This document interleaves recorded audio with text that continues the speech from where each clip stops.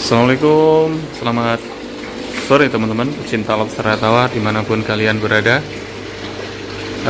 Udah lama ya kita nggak sharing-sharing ini tentang budidaya lobster tawar, dikarenakan kesibukan yang luar biasa ya. Kita mengganti media kolam kita teman-teman, yang sebelumnya yaitu full outdoor. Sekarang kita pakai media full indoor teman-teman ya. Oke, sebelum saya lanjutkan videonya, jangan lupa klik tombol subscribe sebelah mana, sebelah sini. Jangan lupa di like dan di komen tentunya, dan jangan lupa di share untuk teman-teman kita yang ingin budidaya lobster tawar. Semoga video kami ini menginspirasi kalian untuk budidaya lobster tawar juga ini. Nah, setelah sekian lama ya teman-teman, akhirnya kita dapat mengganti full indoor ya. Kenapa ya? Pertanyaannya teman-teman yaitu, Mas loh, kenapa kok diganti dengan full indoor akhirnya?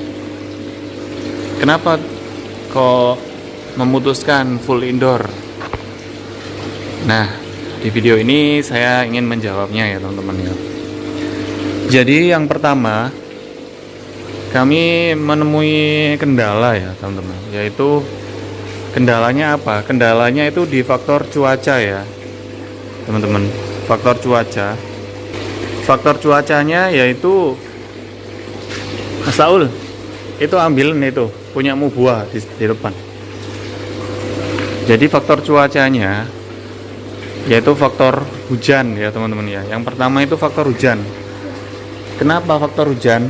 Situ kresek putih itu punyamu, kasih no ibumu. Kresek putih. Iya. Gawe iku, gawe sop. Gawe rujak, aku gawe sop. Iya. Makasih Mas. Iya. Jadi faktor cuaca jadi penyebabnya kita akhirnya memutuskan untuk full indoor ya. Pertama yaitu faktor hujan. Hujan sangat berpengaruh ya dalam budidaya lobster tawar, terutama pembibitan ya teman-teman ya. Pembibitan, lalu indukan yang sedang bertelur itu sangat berpengaruh sekali. Kenapa? Karena faktor cuaca bisa mempengaruhi pH ya Mas Saul ya. pH, suhu ya teman-teman. pH yang sangat berubah drastis, suhu yang berubah sekitar 5 derajat, itu sangat berpengaruh sekali ya.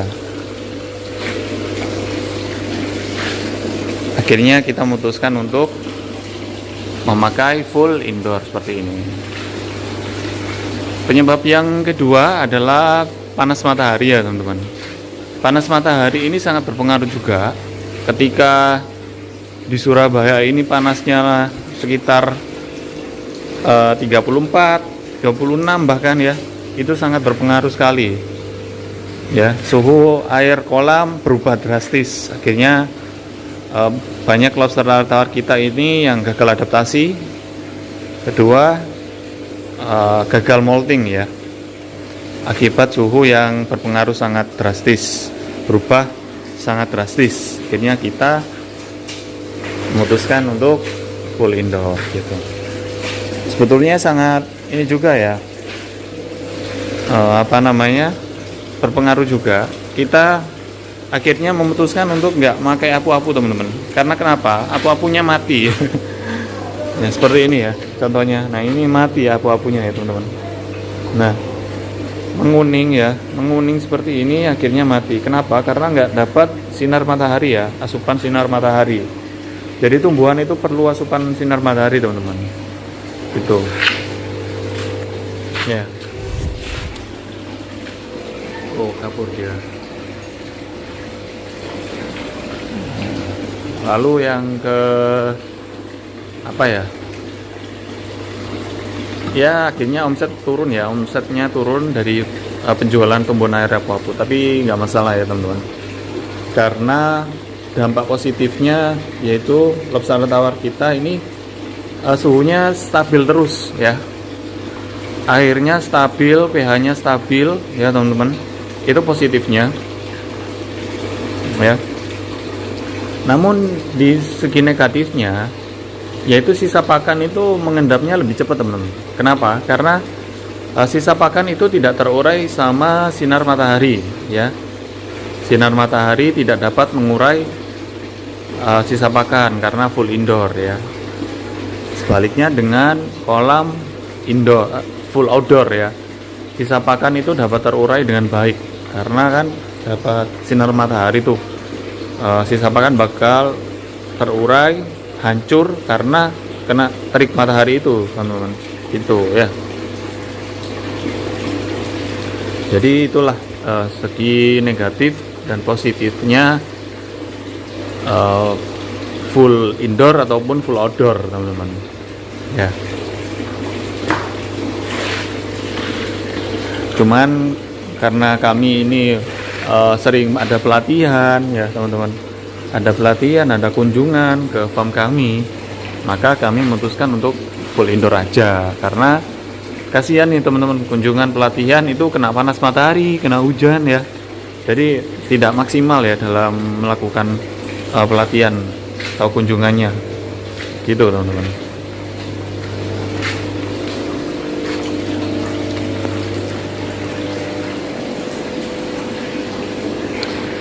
Oke, lalu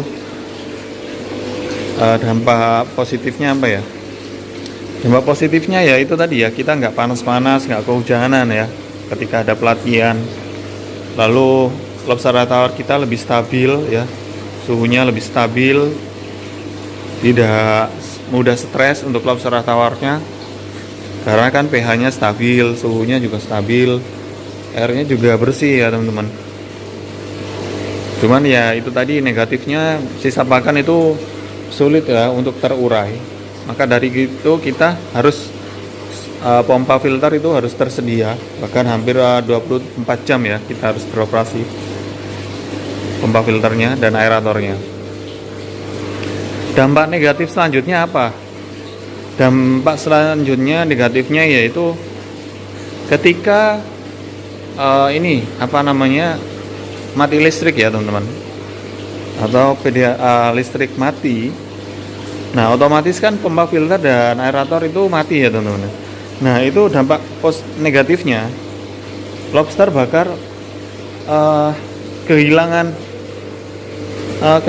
ini ya teman-teman, oksigennya mati. Nah itu juga dampak yang sangat riskan ya, sangat beresiko untuk kolam yang full indoor ya. Jadi seperti itu.